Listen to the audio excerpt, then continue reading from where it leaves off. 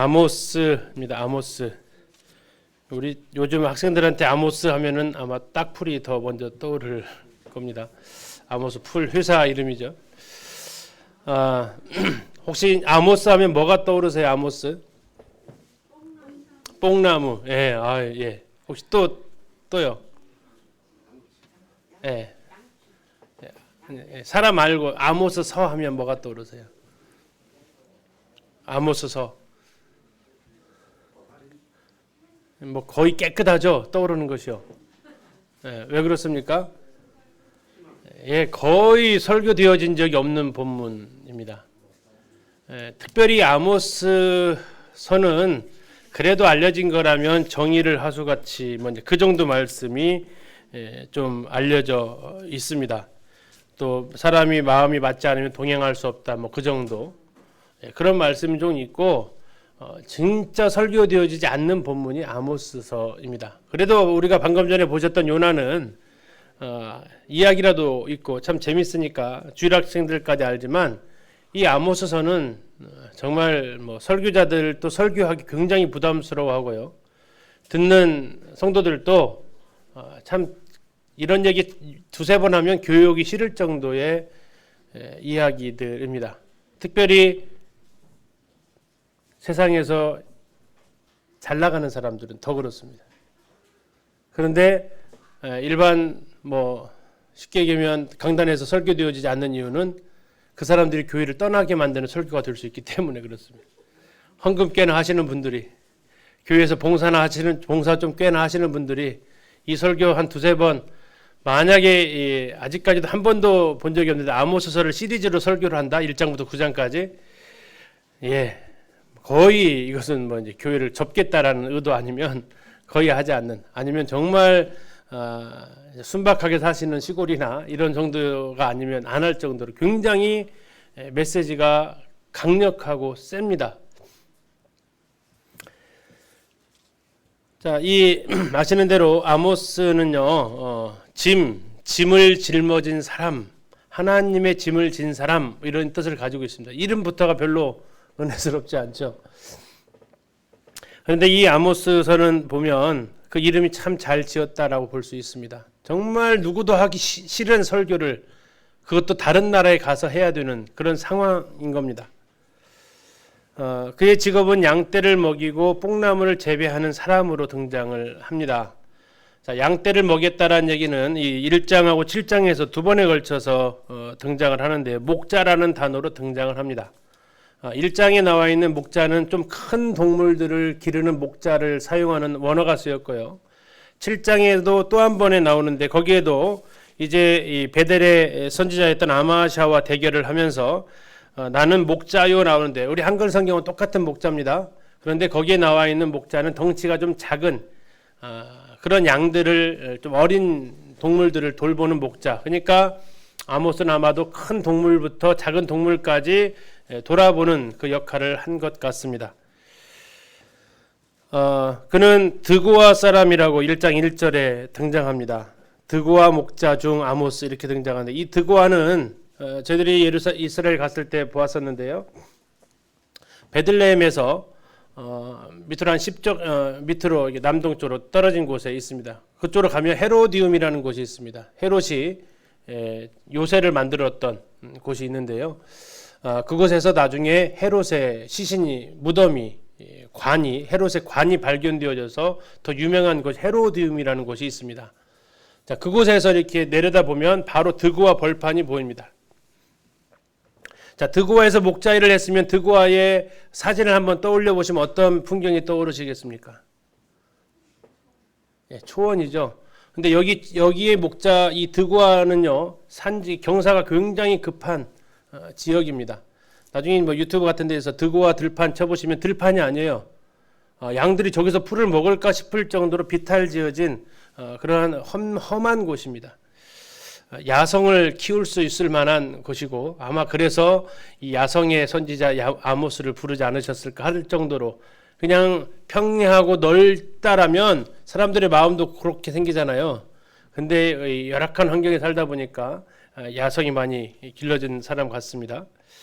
자, 그러니까 베들레헴 밑에니까 남유다에 해당이 되는 도시였고, 거기에서 남유다 출신이 북이스라엘의 베델에 올라가서 지금 이 예언을 한 겁니다.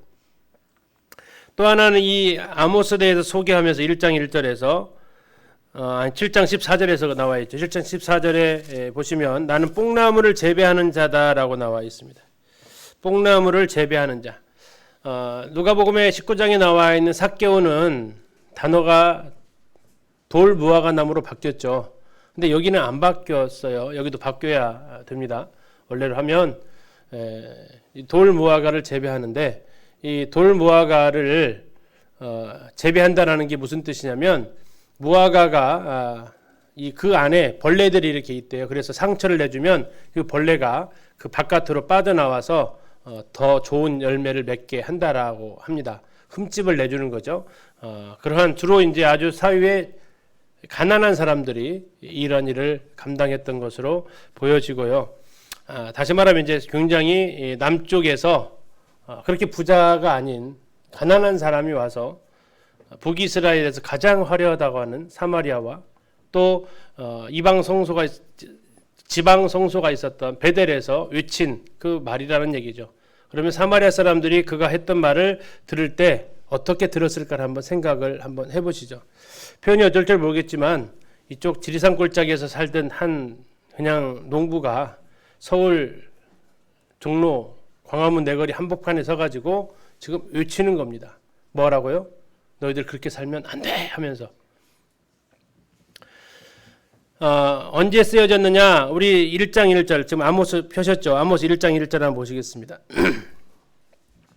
자, 유다 왕 우시아의 시대 곧 이스라엘 왕 요아스의 아들 여로보암의 시대 지진 2년 전에 이렇게 나와 있습니다. 자, 지진 2년 전 여로보암 시대에 지진이 있었다라는 거죠. 여로보암 시대에 지진이 있었다라는 겁니다. 그리고 지진이 일어나기 2년 전에 하나님이 아모스를 통해서 예언을 하셨다라는 겁니다. 그럼 예언이 먼저입니까? 지진이 먼저입니까? 예언이 먼저라는 얘기예요. 그러니까 예언이 있었고 2년 후에 뭐가 있었어요? 지진이 있었고. 그러면 아모스서는 언제 쓰여졌을까요? 예언할 때 썼을까요? 아니면 지진이 일어날 때 썼을까요? 지진이 일어난 후에 썼을까요? 네, 지진 후에 써야 이게 기록이 맞습니다. 왜냐하면 지진을 보고 쓴 거잖아요, 지금요. 그러니까 자기가 지금 예언을 했고요. 지진이 2년 후에 지진이 일어났고요. 그리고 이제 아모스를 그 내용들을 정리해서 쓰여진 것이 지금 아모스서라는 얘기입니다. 이해 가셨죠? 자, 그러면서 대략 그러면 그 지진이 언제 일어났냐라는 거죠. 자, 큰 지진이었을까요? 아주 그냥 지역적인 작은 지진이었을까요? 굉장히 큰 지진이었습니다. 어디까지 무너졌냐면요. 저기 이 이스라엘 땅에서 북쪽에서 북쪽을 지켰던 대표적인 성읍이 있습니다. 하솔이라고 있습니다. 하솔의 고고하게 유적을 발굴하니까 지진의 흔적이 나왔습니다. 저희 가서 봤을 때도 막 돌이 갈라진 흔적이 보였습니다. 그리고 막 화재가 일어나는 것까지 봤고요. 어제는 영상을 통해서 봤습니다. 자, 가서 보니까 그때가 그러면 추측을 할 때 그런 큰 사건들은 확인할 수 있어요. 자, 그것이 어느 정도로 큰 지진이 있었냐면 스가랴서 14장 5절에도 기록되어져 있는데 제가 한번 읽어드리겠습니다. 그 산 골짜기는 아셀까지 이를지라 너희가 그 산 골짜기로 도망하되 유다 왕 우시야 때에 지진을 피하여 도망하던 것 같이 하리라. 자, 이 스가랴 선지자는 지금 이 사건이 일어나고 200~300년 후에 있었던 선지자예요. 그 선지자가 기록되어지는데 뭐라고 표현하냐면 너희들이 도망갈 텐데 어떤 상황처럼 도망갈 거라고요? 우시야 때에 지진을 피해서 도망가던 것 같이 도망갈 거다라고 얘기하고 있습니다. 그럼 이 우시야 때 일어난 지진이 얼마나 큰 지진이었는지를 우리는 예측할 수 있는 거죠. 후대까지 전해지는 거니까. 우리도 뭐 태풍만 일어나면 가장 큰 태풍을 막 소급해서 정보를 주듯이 자, 이 우시야 때의 이 지진은 정말 기록적인 지진이었기 때문에 이스라엘에게도 계속해서 후대까지 알려지는 이 스가랴가 이런 예언을 썼을 때 스가랴서를 읽었던 사람들이 우시야 때의 지진에 대해서 알았을까요? 몰랐을까요? 알아야만 이게 효과가 있는 겁니다. 우시야 때 지진 맞아. 그때 이런 큰 지진이 있었다고 들었어. 우리 할아버지한테 아버지한테 들었어. 그 정도로 영향력이 컸던 지진이란 얘기예요. 자, 그 지진 2년 전에 하나님께서 아모스에게 지금 말씀하셨다는 겁니다. 뭐 하라고요? 회개하라고. 그리고 하나님은 회개하지 않는 그들에게 2년 후에 뭘 보내셨어요? 지진을 보내셨다라는 겁니다. 그리고 아모스가 이제 그 내용을 정리해서 기록한 거라는 거죠. 그 시기가 언제냐? BC 760년경이라는 겁니다. 그래서 아모스서에 기록된 연대를 유추할 수 있다라는 거죠. 12권의 소선지서 중에서 기록 시대를 정확히 알지 못하는 것이 2권 있다고 그랬죠. 우리가 초반에 봤던 겁니다. 첫 번째가 오바댜서가 그랬고 에돔에 대해서 예언했던 거. 두 번째가 요엘서였습니다. 여호와의 날에 대해서 그리고 메뚜기 때에 대해서 예언했던 거. 성령이 오실 것을 예언했던 거. 그 이 두 책을 뺀다면 가장 먼저 기록되어진 기록 선지자의 내용이 보통 아모스라고 이렇게 이야기를 합니다. 이 아모스, 요나, 호세아는 그 같은 시대 사람이라고 생각하시면 되고 호세아보다는 아모스가 더 먼저 기록되어지는데요. 나중에 호세아서를 보게 되면 그 이유를 말씀드릴 수 있습니다. 아무튼 이제 8세기, 기원전 8세기라는 얘기는 700년대죠. 요나, 아모스, 호세아 이 세 선지자가 같은 시대에 살았다는 것은 기억을 좀 해두시면 좋겠습니다. 자, 그러면 그때 도대체 왜 이런 일들을 하나님 허락하셨느냐라는 거죠. 그 아모스서를 읽어보면 그때의 그 시대적인 모습을 우리가 찾아낼 수 있습니다. 근데 이제 그냥 막 읽어버리면 별로 이렇게 안 보여요. 그래서 마치 보물찾기 하듯이 막 그러는데 알고 보면 보입니다. 무슨 얘기인지 아시죠? 아는 사람이 보이는 거죠. 성지 가서도 하는 얘기가 그거예요. 설명 듣고 보면 보여요. 근데 가서 알아서 보라고 하면요. 맨 돌무더기고요. 맨 기둥 세워져 있고요. 그게 그거예요. 근데 설명 듣고 보면 와 그게 보이는 거죠. 이 선지서도 마찬가지예요. 그냥 쭉 읽으실 때 특히 통독으로 이 아모스 읽으면요. 거의 뭔 얘기인지 모르고 쫙쫙 넘어가죠. 근데 이제 보시고 나중에 읽으시면 보입니다. 자, 그럼 어떠한 상황이었냐면요. 북왕국은 한마디로 말하면 너무 잘 살았어요. 잘 살았다기보다는 너무 풍요롭게 살았어요. 그러다 보니까 그들은 온갖 사치를 해겠고 사람이 돈이 많고 시간이 많으면 뭐합니까? 죄를 짓죠. 네.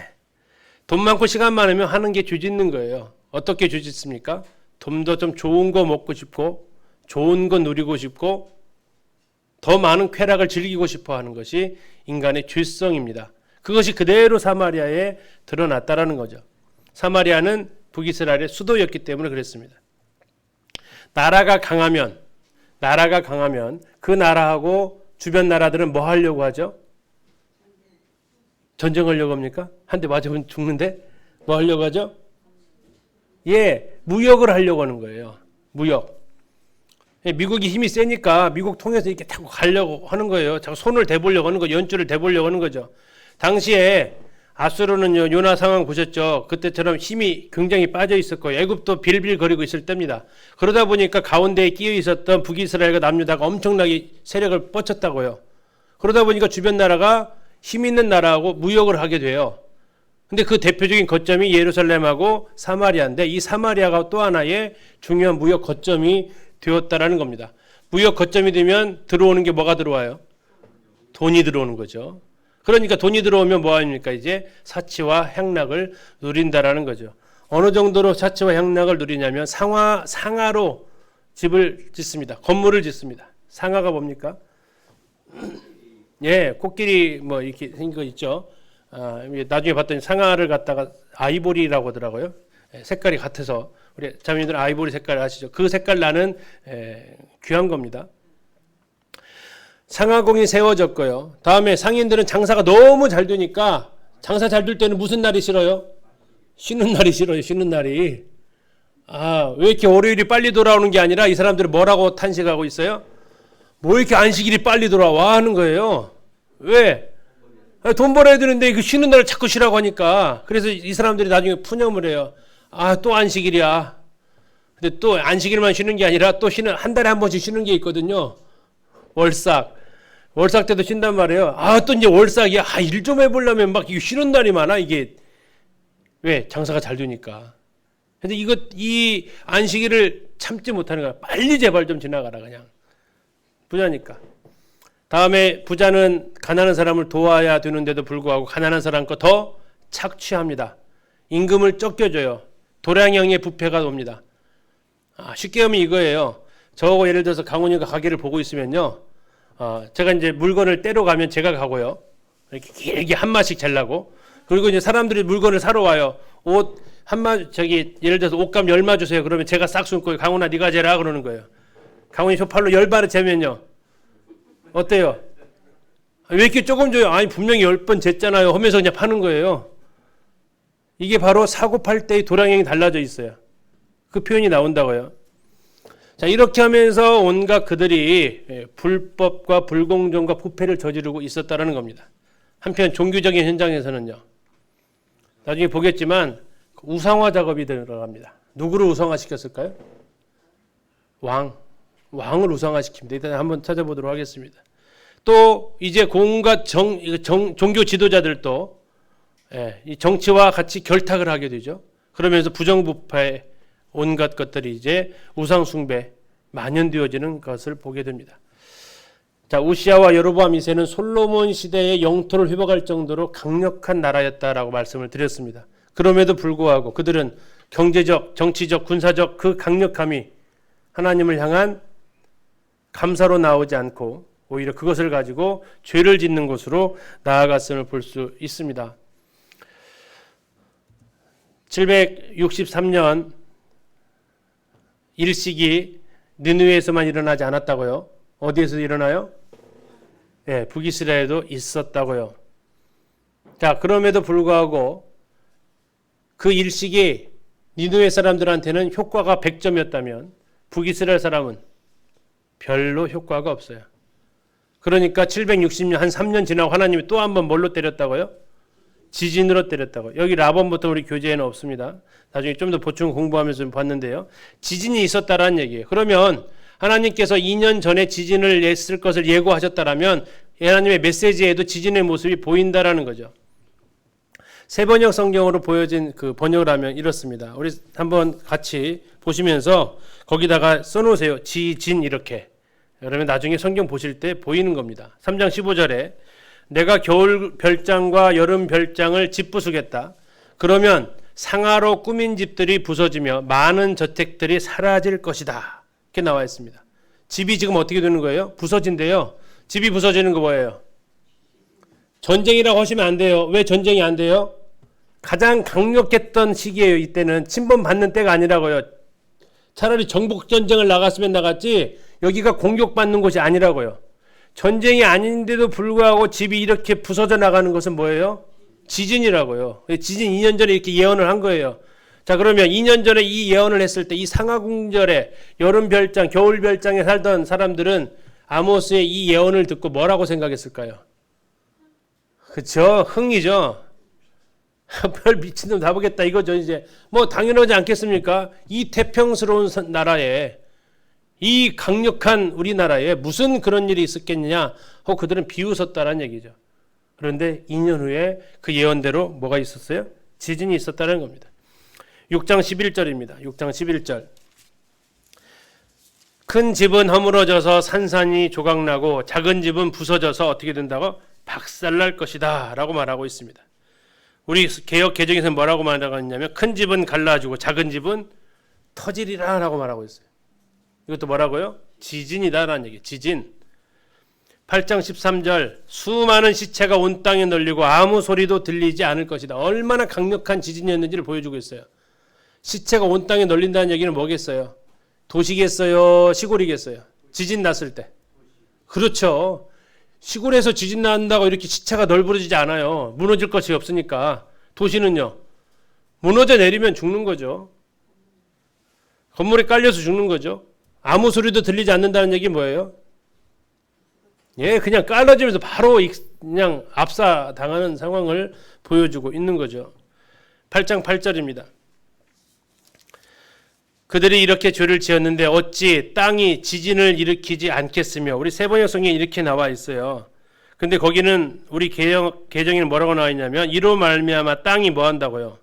떨지 않겠으며. 여기 떨지 않겠으며가 뭐라고요? 두 글자로 지진이며. 지진. 나중에 이제 이게 아모스 읽으실 때 이게 보이실 겁니다. 지진이 일어난다. 땅이 떤다라는 얘기입니다. 자, 어느 정도로 땅이 떠냐면요. 어찌 땅 위에 사는 자들이 모두 통곡을 하지 않겠느냐. 온 땅이 강물처럼 솟아오르다가 이집트의 강물처럼 불어나다가 가라앉지 않겠느냐. 이렇게 우리 개역개정에 이렇게 나와 있습니다. 온 땅이 강에 넘침같이 뭐 한다고요? 무슨 상황입니까? 네, 이게 지금 지진이요. 왼쪽 좌우로 흔드는 지진이 있고요. 위아래로 흔드는 지진이 있어요. 뭐가 세요?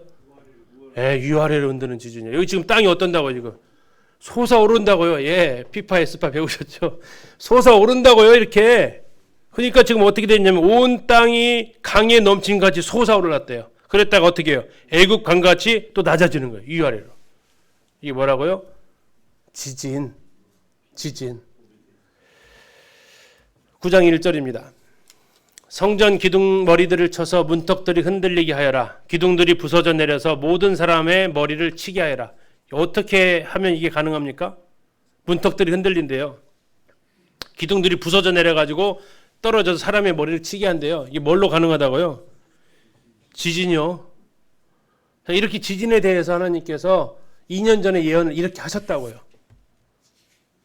그럼에도 불구하고 그들은 별 희한한 소리를 다 듣겠네. 니네 나라로나 가버려라. 이게 지금 7장에 나와 있는 선포입니다. 그런 얘기를 하면 니네 나라나 가서 얘기해. 이게 지금 북이스라엘의 상황이었다고요. 우린 방금 전에 요나서 보셨어요. 요나는 뭐라고 했어요? 이런 말도 안 해요. 지진 난다는 말도 안 해요. 뭐라고 해요? 40일이 지나면 니느웨가 무너지리라.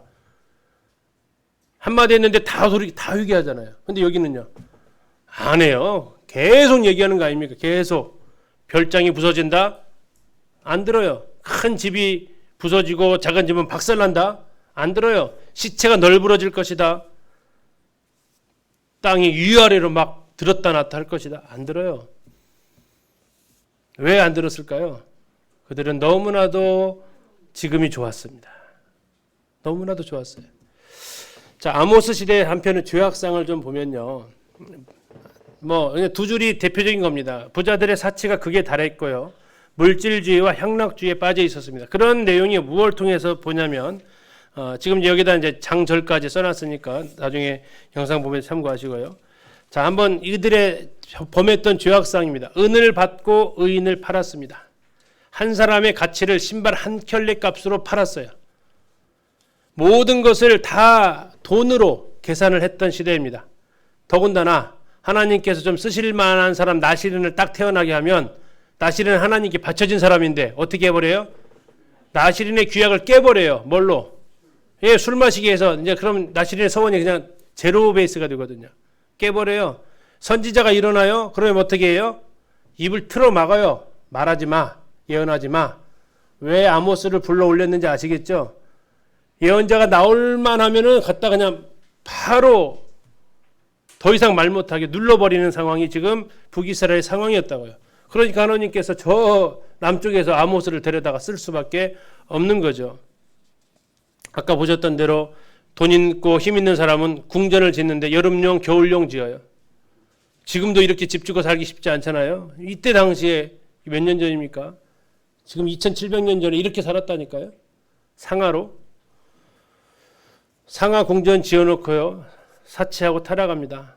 4장 1절에 바산의 암소들에게 나오는데 여자들을 향한 거죠. 술을 퍼마시면서 하는데 남편들한테 막 술 가져와라 하면서 이렇게 먹고 지내는 거죠. 지금이야 이게 이상하지 않죠. 지금 이것을 뉴스 나올 일 아니잖아요. 2700년 전에 여자들의 위치를 생각해 보면요. 이건 이 얘기 들으면 정말 말세다 이런 얘기 바로 나오는 거죠. 지금이야 이것이 보기 어려운 상황은 아니지만 이 시대로 가면 그렇습니다. 상하 침대에서 늦잠 자고 비파에 맞추어서 노래를 불러대고 이 노래는 무슨 노래냐면 하나님 찬양하는 노래예요. 대접으로 포도주 퍼 마시고 온갖 귀한 흉수 물에 몸에 뿌리고 우유로 목욕하고 다음에 공법, 정의 이것은 뭐 그냥 없는 거고 아까 말씀드렸던 도량형 자기 멋대로 합니다. 에바는 크게 하고 세계는 작게 하고 다시 말하면 1kg짜리를 2kg라고 하고요. 그리고 이거 원래 키로당 1,000원이면 액수를 더 줄여요. 그래가지고 더 많은 몇만 원을 내게 만들어요. 안식일이 다가오는 거 엄청 귀찮아요. 월삭도 되게 귀찮아요. 공부하다 좀 더 찾아봤어요. 이것은 뒤에 없어요. 참고하세요. 자, 성문에서 책망한 자가 있으면 그를 미워하고요. 정직하게 말하는 자 싫어해요. 힘없는 자를 짓밟고 부당하게 곡식으로 세금을 징수하고 아주 어린 양이 맛있어요? 양이 맛있어요? 어린 양이 맛있죠. 소가 맛있어요? 송아지가 맛있어요? 드셔보셨나 봐요. 잘하시네요. 더 훨씬 고기가 부들부들하잖아요. 그런 것만 골라서 잡아먹었다고요. 하나님 앞에 예배드리는 게 아니라 자기 뱃속으로 들어갔다고요. 2장 7절을 보면 정말 그 장면이 그려지는 힘없는 사람의 머리를 흙먼지 속에 쳐넣어서 발로 짓밟고 있어요. 아버지와 아들이 같은 여자에게 드나들어. 이게 무슨 말 같으세요? 두 가지로 해석될 수 있어요. 아버지와 아들이 창기집에 들어다닌다는 거예요. 또 하나는 한 여자 놓고 아버지와 아들이 싸운다는 얘기예요. 뭐 요즘 드라마의 소재와 그렇게 돼요. 아들의 뭐 이렇게 해가지고 2700년 전에 이러고 있었다니까요. 다음에 가난한 사람들 옷을 전당 잡아요. 그러면 성경에 신명기 어떻게 하라겠죠? 다시 해가 지기 전에 돌려주라고 했잖아요. 근데 안 줘요. 그리고 그 전당 잡은 옷 펴놓고 어디다 펴놓냐면 제단 옆에다가 펴놓고 그 위에 누워요. 지금 이 옷 뺏긴 사람은 저당 잡힌 사람은 추워가지고 달달달 떠는데 그거 요로 깔고 눕고 다음에 성전에서 벌금으로 아까 막 세금 강제 징수했던 그거 가지고 포도주 사가지고 포도주 마시고 제단 곁에서 사마리아와 단과 베델과 길갈과 브엘세바 등에서 자신들이 도와줄 힘이 없는 우상 숭배하고 있었어요. 나중에 그 흔적들이 나중에 나오게 되었습니다. 제일 안타까운 거 여로보암 2세를 우상화합니다. 우리 잠깐 7장 13절 한번 보시겠습니다. 우리는 여로보암이 단과 베델에 뭘 쌓았다고 했죠? 송아지 형상의 송아지 우상을 만들어 거기 제단을 쌓았다고 했죠? 근데 그건 누구한테 누구한테 제사 드리기 위한 거였어요? 하나님한테 한다 했잖아요. 자, 7장 13절을 한번 보세요. 같이 한번 읽어보시겠습니다. 시작. 다시는 베델에서 예언하지 말라. 이는 왕의 성소요 나라의 궁궐임이니라. 자, 베델이 누구의 성소예요? 원래는요. 근데 지금은요. 이게 무슨 뜻이에요? 왕이 하나님 됐어요, 지금. 흔히 말하는 황제 숭배, 나중에 나타나게 되는 아마 황제 숭배의 원조 같아요. 여로보암 2세가 워낙 강력한 왕이었다고 했잖아요. 저쪽 북쪽에 솔로몬이 다스렸던 데가 다 빼앗아 놓으니까 백성들 사이에서 여로보암 2세는 어떤 존재라고요? 신 같은 존재라고요. 그래가지고 어쨌든 송아지 놓고 여기서 제단을 드렸지만 그것은 여기서 하나님 앞에 제사 드린다고 했지 왕한테 제사 드린다는 말은 안 했거든요. 근데 여로보암 2세 때는 이것이 무슨 성소요? 왕의 성소가 되어버렸어요. 왕의 성소. 그러면서 거기서 이제 하나님 앞에 또 제사 드린다고 하는 거예요. 그러니까 하나님 뭐라고 하십니까? 내가 너희의 절기를 미워한다. 너희의 성회도 미워한다. 번제나 소제도 미워하고 살진 희생의 화목제도 미워한다. 노랫소리도 듣기 싫고 악기 소리도 다 싫어한다. 다만 너에게 바라는 거. 아모스에서 가장 유명한 구절입니다. 자, 같이 한번 읽어보시겠습니다. 시작. 내가 진정으로 바라는 것은 공법을 물같이 정의가 강물같이 흐르게 하는 이것이다. 우리 개역 개정에서는 오직 정의를 물같이 공의를 마르지 않는 강같이 흐르게 할지어다 나와 있습니다. 자, 마르지 않는 강. 우리는 익숙합니까? 아니면은 낯섭니까? 마르지 않은 강. 우리나라는요. 우리는 마르지 않는 강은 당연한 거죠. 이스라엘은요. 건기의 우기와 건기로 나누는 그들에게는 마르지 않는 강은 요단강이나 가야 가서 보여요. 와디라고 되어 있죠. 우기 때만 흐르는 강들이 대부분이었다고요. 근데 지금 뭘 요구해요? 1년 내내 뭐가 흐르게 하라고요? 공의를 흐르게 하라는 얘기예요. 1년 내내 공의로운 세상을 만드는 것이 내가 바라는 거다. 제단에 나와서 제사 지내고 뭐 노래하고 연주하고 나 그거 원하지 않는다. 전혀 원하지 않는다. 오히려 너희들이 이 땅에서 이렇게 지금 강포를 행하는데 차라리 공의를 1년 내내 흐르는 것을 나는 원한다라고 하는 거죠. 어쩌면 그들의 입장에서는 불가능한 거죠. 건기 때만 우기 때만 물이 흐르는 그 상황에서. 근데 그들은 다시 말하면 이 상황은 어느 정도의 상황입니까? 우기 때도 물이 흐르지 않는 강이 되어버렸어요. 그들은. 우기 때조차도 물이 흐르지 않는 강이 되어버린 그들의 모습을 보게 됩니다. 주제는요, 하나님의 거룩하심과 그의 언약 백성들은 이스라엘의 죄악으로 임하게 될 하나님의 심판입니다. 그리고 그것을 아주 혹독하고 단호하고 냉혹하게 얘기하는데 왜 남쪽에서 올라왔는지 아까 말씀드렸습니다. 북쪽에서 일어날 만하면 다 깔아뭉개버렸습니다. 나번 보시면 가난한 자에 대한 착취, 우상숭배, 사기, 자기의 의, 교만, 탐욕, 물질주의, 무감각, 온갖 죄악들이 하늘에 닿을 정도로 높이 쌓여갔지만 그들은 회개하기는커녕 계속해서 하나님의 말씀을 어겨가고 있습니다. 그럼에도 하나님 말씀하시는 것은 뭡니까? 돌아오기만 하면, 회개하기만 하면 뭐하라고요? 구원하겠다고요. 그런데 그들은 하지 않습니다. 뭐라고 합니까? 하나님 말씀하십니다. 네 하나님 만나기를 예비하라. 여호와의 날의 이 개념에서 여호와의 날은 원래 무슨 날이라고요? 좋은 날입니까? 안 좋은 날입니까? 좋은 날이라고요. 그런데 하나님은 여호와의 날에 너희는 준비하라는 얘기입니다. 그것은 좋은 의미일까요? 안 좋은 의미일까요? 여호와의 날이 심판의 날이 될 것이라는 경고입니다. 지금. 이 아모스서의 특징은 아까 말씀드린 대로 유다 왕국에 속한 아모스가 베델에 올라가서 전한 설교입니다. 하나님의 맡겨주신 예언입니다. 그래서 대상이 이스라엘입니다. 12권 중에요. 12권 중에 북이스라엘을 대상으로 한 선지서는 딱 2권입니다. 뭐와 뭐요? 아모스하고 호세아. 딱 2권입니다. 다음에 나움을 향해서 외친 설교가 2권입니다. 요나서하고 그리고 뭐예요? 나훔. 다음에 에돔을 향해서 외친 설교가 한 편입니다. 오바댜. 나머지 그럼 이제 몇 개 남았어요? 7개 남았네요. 2개가 북이스라엘, 2개가 니느웨, 하나가 오바댜니까 7개는요. 다 어디예요? 남유다예요. 남유다. 포로 전, 포로 이후 나눠서까지 해서 그러니까 북이스라엘 딱 2개인데요. 하나는 아모스고 하나는 뭐라고요? 호세아라고요. 근데 그 2개의 메시지는 2가지의 이스라엘 백성의 죄악을 보여준다고 말씀드렸어요.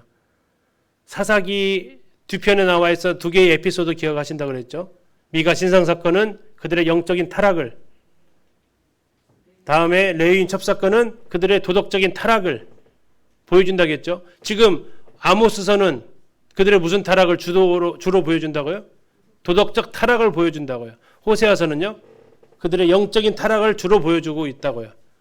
결국 사사시대를 마감했던 한마디 자기들의 보기에 좋은 대로 행했다. 이 아모스와 호세아 시대도 역시 마찬가지입니다. 결국 그들은 그것으로 인해서 나라를 망하게 되는데 오죽 북이스라엘에 선지자가 없으면 그래도 엘리야 엘리사 때는 선지자 학교라도 있어가지고 길러내기라도 했는데 이제는 선지자가 드러나기만 할 것 같으면 막 잡들이 하니까 하나님께서는 남유다에서 보내시게 됩니다. 자, 이 아모스서는요, 되게 간단해요. 구조가. 몇 장까지 있냐면 총 9장까지 있습니다. 1장, 2장은요, 8개의 나라를 심판한다라는 얘기입니다. 근데 왜 8개나 얘기를 할까요? 그 구조가 있습니다. 일단 보시겠고요. 최종적인 것은 이스라엘에게 경고하기 위한 겁니다. 그 다음에 이제 3장부터 6장까지는 들으라라는 3번의 설교가 등장하고 있습니다. 한번 미리 찾아보실 거예요. 3장 1절 한번 보세요. 3장 1절. 이스라엘 자손들아 여호와께서 너희에게 대하여 이르시는 이 말씀을 뭐 하라고요? 들으라. 이렇게 밑줄 한번 쳐주시면 돼요. 들으라. 이게 1차 예언입니다. 1차 설교에 들으라. 대상은 누굽니까? 이스라엘 자손입니다. 4장 1절 사마리아의 산에 있는 바산의 암소들아 이 말을 또 뭐라고 나왔어요? 들으라. 대상이 누구라고요? 사마리아에 있는 여인들, 사치와 향락을 일삼는 바산의 암소들로 나와 있지만 그런 사치와 향락을 일삼는 여인들아 들어라 라는 게 두 번째 예언입니다. 자, 5장으로 가시면 이스라엘 족속아 내가 너희에게 대하여 애가로 지은 이 말을 들으라.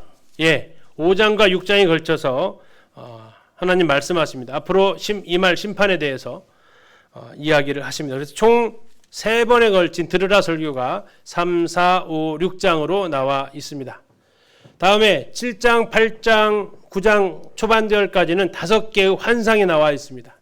5개의 환상은 뭐냐면 이스라엘을 이렇게 심판하겠다라는 겁니다. 왜? 듣지 않으니까, 회개하지 않으니까. 뭘로 회개한다고 심판하신다면 메뚜기로 심판하신다고 합니다. 메뚜기. 무슨 책이죠? 메뚜기? 요엘서. 그런데 이 아모스가요, 하나님의 바지가랑이를 잡습니다. 하나님 안 됩니다. 그렇게 하시면 얘네들 죽습니다. 하나님, 그래 알았다. 참는다. 그러면 두 번째 심판, 불을 내리겠다 하십니다. 그런데 또 한 번 또 아모스가 또 하나님 앞에 붙듭니다. 하나님 이 사람들 이거 못 견딥니다. 하나님. 또 하나님께 또 한 번 참으십니다. 다림줄로 합니다. 다림줄을 혹시 뭔지 아시죠? 이게 딱 추해가지고 탁 기준 정확히 맞추는 거. 공평하게 한다는 얘기입니다. 그걸로 하나님 심판하시겠다고 합니다. 여름실과 우리나라는 봄, 여름, 가을, 겨울 이렇게 세죠. 왜 우리나라 그렇게 세는지를 모르겠어요. 우리 원래 정확히 세려면요. 겨울, 봄, 여름, 가을로 세야 돼요. 1월달이 겨울이잖아요. 그죠? 근데 우리는 왜 봄, 여름, 가을이 겨울인지 모르겠어요. 하여튼. 근데 이스라엘은요. 어떻게 세냐면요. 가을, 겨울, 봄, 여름 이렇게 세요.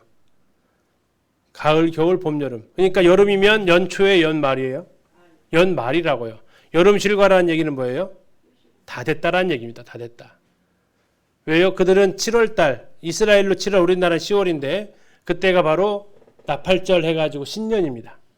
그래서 여름이 마무리예요. 여름이 마무리. 가을이 이제 시작이에요. 비가 오면서 이른비 내리면서 시작을 하는 거죠. 9월달에. 자, 그리고 이제 마지막 성전이 붕괴되어질 것을 얘기를 하십니다. 그리고 너희들이 그렇게 섬기던 그 우상들이 저 아수르로 다 갈 것을 나중에 호세아서랑 연결되어져서 볼 수 있습니다. 쉽죠. 제일 처음에 8개 8로 시작합니다. 8. 그 다음에 3번의 설교 3. 그 다음에 5번의 심판 환상 5. 마지막 3번의 회복 3가지 회복을 얘기합니다. 그래서 아모스는 쉬워요. 어떻게 되나요? 8, 3, 5, 3. 참 쉽죠. 네, 내용이 무서워서 그러지 뭐 구조가 어렵지는 않습니다. 이것도 이제 없는 부분인데요. 아모스서에 나타난 그 하나님의 모습을 보여주고 있는데 어디 하나 계신 하나님, 또 자연 현상을 주관하신 아까 지진 보셨죠? 또 해일까지도 같이 볼 수 있습니다. 또 묘성과 삼성을 만드셨고 산들을 세우시고 바람을 창조하시고 세계 역사를 주관하시는 또 열방을 심판하시는 그러나 특별히 이스라엘에게 특별히 관심을 가지고 계신 분이 하나님으로 등장하고 있습니다. 자, 계유에 보면 이제 8355로 나와 있는데 소망을 보게 되면 뭐 5개로 잡는 분도 계시고 3개로 잡는 분도 있는데 그냥 유효기 쉽게 8353으로 외우셔도 뭐 괜찮겠습니다. 자, 9장까지 나와 있는 내용을 잠시 좀 이야기하면 이렇습니다. 열방을 심판합니다. 총 5개의 나라에 대해서 1장에서 심판을 하고요.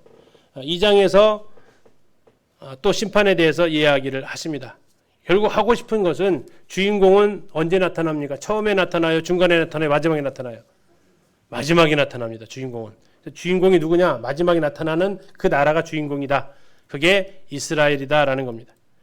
자, 그리고 3, 4, 5, 6은 들으라라고 했죠. 들으라. 그걸로 4번에 걸쳐서 4장에 걸쳐 나오는데 첫 번째는 심판에 대한 경고. 4장에서는 들으라 하면서 그들이 회개하지 않았다. 그래서 그들은 앞으로 멸망할 것이다. 라고 이렇게 되어져 있고요. 7장, 8장, 9장까지는 그들이 심판을 당할 것이다. 7장의 3가지 심판, 환상, 메뚜기와 불과 다림줄. 8장에서는 여름실과 9장에서는 멸망당할 것이다. 그리고 이제 회복에 대한 메시지가 등장을 하고 있습니다. 자, 이게 지금 예루살렘 이스라엘 지도죠. 저 파란색이 뭐냐면 드고아입니다. 드고아 누구의 고향이에요? 아모스의 고향입니다. 자, 지금 가지고 계신 책에는 이게 애니메이션이 없기 때문에 한 면으로 되어 있는데 이 예언하는 방향을 한번 잘 보시라고요. 자, 제일 먼저 어디에 대해서 예언을 하냐면 아모스 1장에 보면 다메섹에 대해서 예언을 하십니다. 북쪽이죠. 그 다음에 어디로 가냐면 완전히 반대쪽으로 갑니다. 블레셋 쪽으로 갑니다. 가사 땅으로 가죠. 그 다음에 어디로 갈까요? 세 번째는 더 다시 위쪽으로 올라갑니다. 두로와 시돈을 향해서 그쪽 땅을 향해서 얘기하죠. 그 다음에 네 번째는 또 어디로 갑니까? 이제 또 요단 동편으로 갑니다. 에돔을 향해서 갑니다. 그리고 그 위에 있는 암몬을 향해서 가고 여기까지가 이제 1장에 5개에 나와 있는 겁니다. 그리고 2장으로 가서 모압을 향해서 얘기합니다. 7번째로 예루살렘을 향해서 예언합니다. 마지막 8번째로 북이스라엘을 향해서 예언합니다. 그러니까 어떻게 되어 있어요? 위에 찍고 밑에 찍고 다시 위에 찍고 밑에 찍고 다시 위에 찍고 밑에 찍고 옆으로 와서 꽝 때리는 겁니다. 자, 그러면 이 사실을 남쪽에서 와서 베델에 와서 아모스가 여기까지 1장과 2장까지 설교할 때까지 유다 심판에 대해서 얘기할 때까지 이스라엘 사람들의 반응은 어땠을까요? 환호성이었을까요? 아니면은 책망이었을까요? 야, 하나님이 저 다메섹 심판하실 거야. 하나님이 저 블레셋도 심판하신다.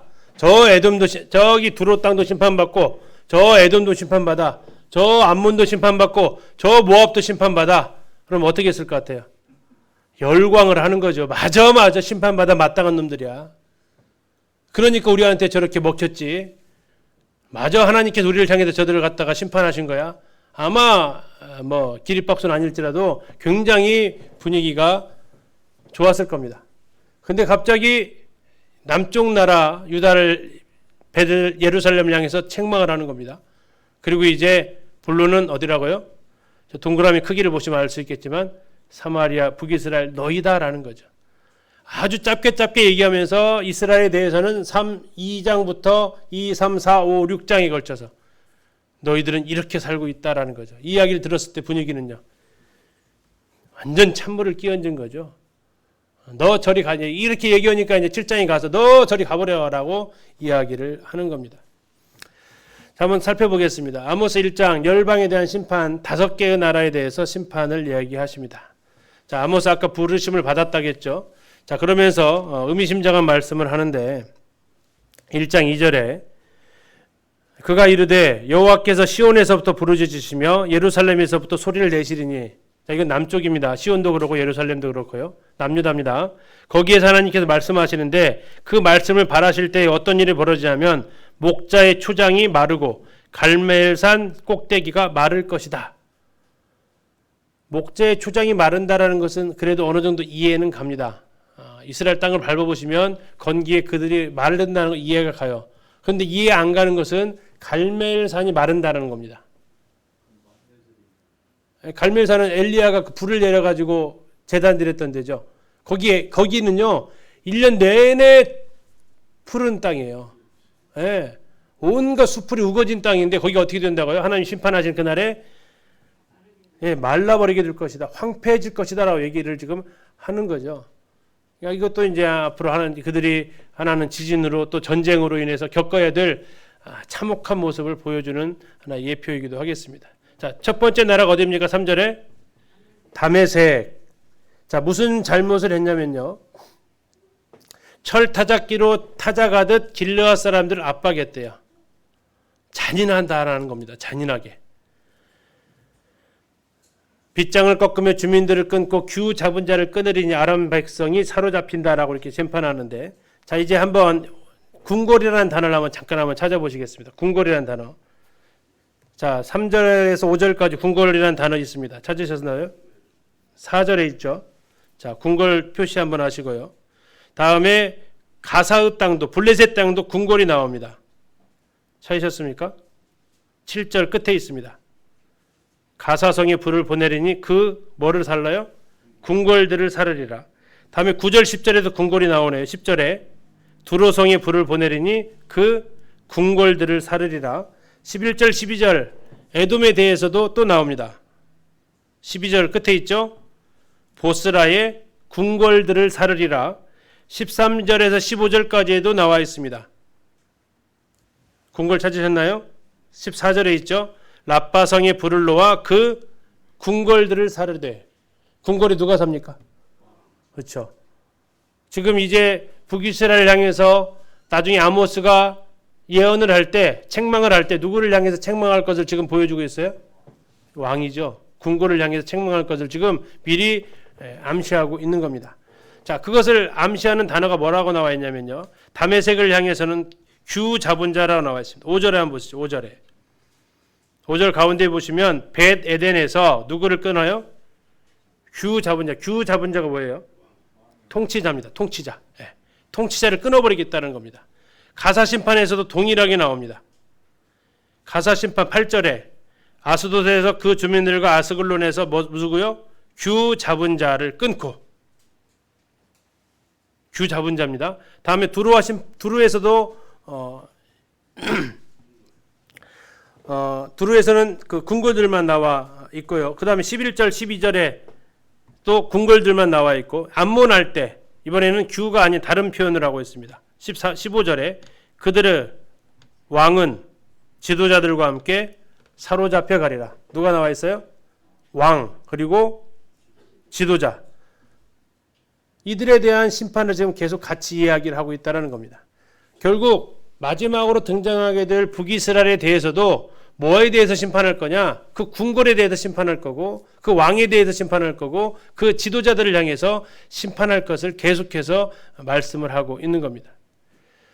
자, 다메섹은 사람들을 너무 잔인하게 돼 있고요. 아람 사람들이요. 가사 사람들은요, 포로를 갖다가 인신매매를 해버렸습니다. 원래 포로는 그렇게 하면 안 되잖아요. 뭐 이때도 그런 규칙이 적용됐는지 모르겠지만 아마 이때도 포로에 대해서는 어떤 인권을 지켜주는 것이 있었던 것 같습니다. 그래서 이런 것들을 책망하시는 것이.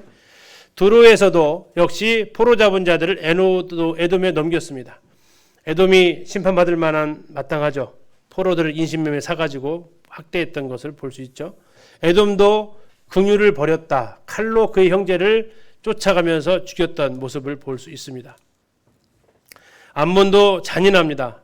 자기 징행을 넓히고자 해서 아이벤 여인의 배를 갈랐다라고 나와 있습니다. 결국 지금 이 5나라에 대한 심판은 뭐에 대한 심판입니까?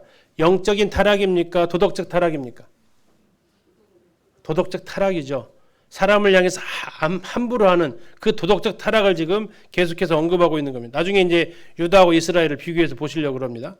자, 2장으로 가면 모압 심판이 나옵니다. 자, 모압도 궁궐 나오네요. 찾으셨습니까?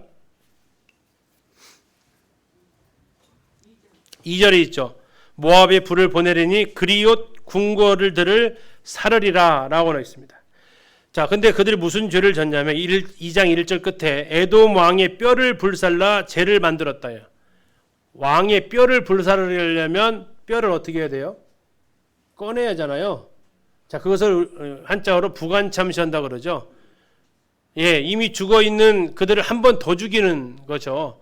부관참시한다고 하는데 그들이 그러한 아주 악독한 죄악을 저질렀다라는 겁니다. 자, 그들은 누구를 심판하냐면 3절에 보니까 재판장을 멸하며 지도자들을 그와 함께 죽이리라. 결국 지도층 인사들을 심판하시겠다고 얘기합니다. 자, 여기까지가 역시 도덕적 타락을 얘기를 하고 있다면 이제 유다와 이스라엘은 약간 책망하는 멘트가 다릅니다. 자, 다르다면 뭐에 대한 책망이겠습니까? 영적인 타락을 얘기를 하는 것입니다. 4절입니다. 여호와께서 이와 같이 말씀하시되 유다의 서너 가지 죄로 말미암아 내가 그 벌을 돌이키지 아니하리니 이는 그들이 뭐 했다고요? 여호와의 율법을 멸시하며 그 율례를 지키지 아니하고 그의 조상들이 따라가던 거짓 것에 미혹되었음이라. 영적 타락입니까? 도덕적 타락입니까? 영적 타락을 얘기하고 있습니다. 왜요? 하나님 백성이니까 그래요. 하나님 백성의 심판에 대한 기준은 하나님의 말씀이라는 얘기입니다. 하나님 믿지 않는 사람한테 말씀을 들이댄들 무슨 의미가 있겠습니까? 그러나 우리를 책망하실 때 우리에게 하나님께서 책망하실 때 이방 사람들과 같은 걸 가지고 책망하지 않는다. 나는 그렇게 남 못 살게 안 굴었는데요. 그걸로 책망하시는 게 아니고 뭘로 한다고요? 하나님의 말씀에 대해서 순종했느냐라는 것으로 그 책임을 물으신다라는 겁니다. 자, 5절에도 보니까 뭘 불사른다고요? 또 궁궐이 또 나왔네요. 계속 지금 하고 싶은 말이 이거라는 얘기입니다. 사회 지도층, 지배층, 인도자들, 기득권자들을 향해서 지금 심판하겠다라는 메시지예요. 지금 7번째입니다. 지금 이게. 다메섹, 블레셋, 에돔, 암몬, 두로, 에돔, 암못, 모압, 남유다까지 이제 하이라이트 주인공이 드디어 등장을 하십니다. 6절입니다. 예, 여호와께서 이와 같이 말씀하시되 이스라엘의 서너 가지 죄로 말미암아 내가 그 벌을 돌이키지 아니하리니 이는 그들이 뭐 했습니까? 은을 받고 의인을 팔고 신한 걸레를 받고 가난한 자를 팔며 힘 없는 자의 머리를 티끌 먼지 속에 발로 밟고 연약한 자의 길을 굽게 하며 아버지와 아들이 한 젊은 여인에게 다녀서 내 거룩한 이름을 더럽히며 모든 제단 옆에서 전당 잡은 옷 위에 누우며 그들의 신전에서 벌금으로 얻은 포도주를 마심이니라. 도덕적 타락입니까? 영적인 타락입니까? 예, 도덕적 타락을 겸비한 영적 타락으로까지 이어진 거죠. 그러나 다시 말하면 무엇부터 언급하고 있죠? 도덕적 타락을 언급하고 있죠. 그러면 지금 북이스라엘 상황은 무슨 상황이라는 얘기입니까? 거의 하나님을 알지 못하는 나라와 동일 수준으로 지금 가버렸다는 얘기예요. 그리고 그래도 마지막 신락 같은 양심이 있어서 그런지 제단을 찾긴 찾더라 이거죠. 이 월요일부터 쉽게 얘기하면 안식일 빼고는 지 마음대로 살다가 무슨 일 한 거예요? 6절 끝부분부터 나와 있는 그 모든 일을 한 거예요. 그러다가 이제 안식일날 되면 어디 찾아왔다고요? 제단으로 온 겁니다. 제단으로 와서. 근데 제단으로 오는데 뭘 들고 오냐면 전당 잡은 옷 가지고 오고 포도주 가지고 가고 그 자리에서 놀 데가 없어가지고 이제 그 제단에서 노는 거죠. 이것이 지금 북이스라엘의 타락의 모습이다. 도덕적 타락이 극에 달했고 양심적으로 그래도 나는 하나님께 제사하는 사람이야. 그래도 예배는 드려야지 하면서 나와서 행했던 일들이 이와 같은 일들을 했다라는 겁니다. 우리가 지금 이 시대에 읽어봐도 참 안타까운 죄들이죠. 지금 상황이. 아마 다 여기 나와 있는 이 내용들은 뉴스에 다 나올 만한 내용이에요. 2700년 전에 이랬다고요. 근데 오늘날에도 별로 어색하지 않게 드러나는 이 죄악들이 2700년 전에 그들의 상에서 일상이 되었다는 얘기입니다. 그리고 하나님은 이방을 심판했던 그 기준으로 이스라엘에게 들이대셨고 뭐 더 기대할 수 있는 상황이 아니었고 그들이 결국 가지고 있었던 것은 뭡니까? 마지막 그래도 하나님 백성이라는 그거 가지고 안식일 날 찾아왔는데 아까 봤죠? 뒤에 다 드러난다니까요. 안식일이 기다렸던 날이에요. 빨리 지나갔으면 좋겠다고요? 빨리 지나갔으면 좋겠다고. 돈 벌어야 된다고 지금. 그러면서 그러면 안식일을 왜 해요? 6일 동안 돈 벌었으니까 하루는 뭐 하려고? 쉬고 즐기려고 지금 사용하고 있다는 얘기예요. 얼마나 기가 찰 노릇입니까? 6일 동안 온갖 사람들을 향해서 포악을 행하더니 안식일 날 안 쉴 수는 없고 안식일 날 쉬는데 그 안식일을 어떻게 활용해요? 쾌락을 즐기고 사람들 괴롭혔던 걸 가지고 그걸 가지고 누리는 것으로 쓰고 있었다라는 겁니다.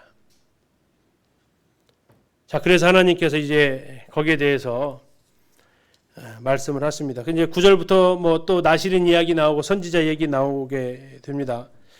11절 한번 보시죠. 또 너희 아들 중에서 선지자를 너희 청년 중에서 나실인을 일으켰나니 이건 지금 영적인 모습을 얘기하는 겁니다.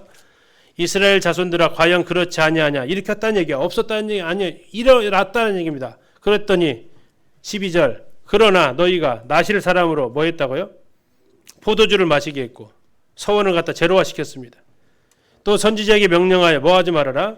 예언하지 말아라. 말이 이렇게 예언하지 말아라 이렇게 됐지 어떻게 했겠어요? 잡아다가 때리고 가두고 했겠죠. 뭐 듣기 싫은 소리 하는데요. 그 권력자들이 가만 놔두겠습니까? 자, 하나님이 그래서 심판하시겠다고 합니다. 그리고 그 심판은 아까 뭐라고 표현하셨냐면 그 벌을 돌이키지 않겠다라고 얘기하십니다. 13절에 나오는데 보라 곡식단을 가득히 실은 수레가 흙을 누름같이 내가 너희를 누르리니. 자, 그림으로 한번 그려보세요. 상상이 가세요. 곡식을 가득하게 실은 수레를 어떻게 한다고요? 그것으로 갖다가 흙을 누르면 흙이 어떻게 되죠? 완전히 그냥 확 들어가 버리죠. 그냥 그 자국이 선명하지 않습니까? 많이 실으면 실을수록 그것처럼 너희를 내가 눌러버리겠다. 14절 달리기가 너희들이 빠르다고 도망할 수 없다. 너희들이 힘이 세다고 그 힘으로 너희를 구할 수도 없다. 너희가 용사가 있더라도 목숨을 구할 수도 없다. 활을 가진 자도 발이 빠른 자도 말을 탄 자도 용사라도 이 심판에서는 벗어날 수가 없다라는 겁니다. 한번 더 생각해 보자고요. 그러면 경고잖아요. 경고는 이대로 하겠다라는 겁니까? 이대로 할 거니까 돌이키라는 겁니까? 네, 이대로 할 거니까 돌이키라는 거예요. 이게 지금 이 니느웨에 했던 그 말씀과 같이 비교를 한번 해보시라고요. 이렇게 했던 이 죄악이요, 사실적으로 니느웨 사람들이 아수르 사람들이 했던 거하고 여기 방금 읽으셨던 2장 6절부터 나와 있는 이 죄악하고는요, 니느웨가 훨씬 세요. 지난번 영상 보셨듯이 가죽을 벗기는 사람들이라니까요. 꼬챙이에다가 사람들을 걸어놓는 민족이라고요. 그런데 그들도 회개하니까 어떻게 해요? 회복시켜줘야 뜻을 돌이키시잖아요. 뜻을 돌이키신다고요. 자, 아까 다시 한번 6절 가서 보세요. 2장 6절. 내 가운데 부분. 내가 그 벌을 뭐 한다고 하셨어요? 돌이키지 아니하리니. 근데 아까 우리가 요나서 보셨잖아요. 두 번에 걸쳐서 하나님 어떻게 하셨어요? 뜻을 돌이키신다고 했어요. 돌이키셨다고. 뭐 하니까? 회개하니까. 아니, 이렇게 심판할 것 같으면 그냥 하면 돼요. 굳이 왜 말을 하고 하시겠어요? 말을 하고 한다는 것은 안 하고 싶다라는 거예요. 안 하고 싶다. 이렇게까지는 하기를 원하지 않는다.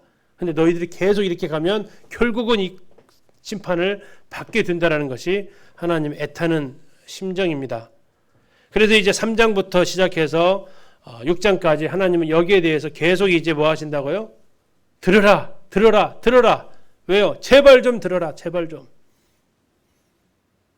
그러면서 하나님께서 애타는 마음으로 회개를 지금 부르짖는 말씀이 이제 등장을 하게 됩니다. 그러면서 하나님께서 이스라엘 향해서 정말 돌이키기를 바라시는 그 마음이 절절하게 등장합니다. 이제 2장까지 지금 어떻게 심판하실 것 쭉 얘기를 하셨으니까요. 그래서 3장부터는 하나님께서 심판하실 것을 경고하시는 내용이 등장하고 나중에 7장, 8장, 9장 초반까지는 하나님께서 어떻게 심판하실지에 대한 그 모습을 보여주고 있습니다. 자, 시간이 약간 좀 애매해서요. 오늘 여기까지 마무리하고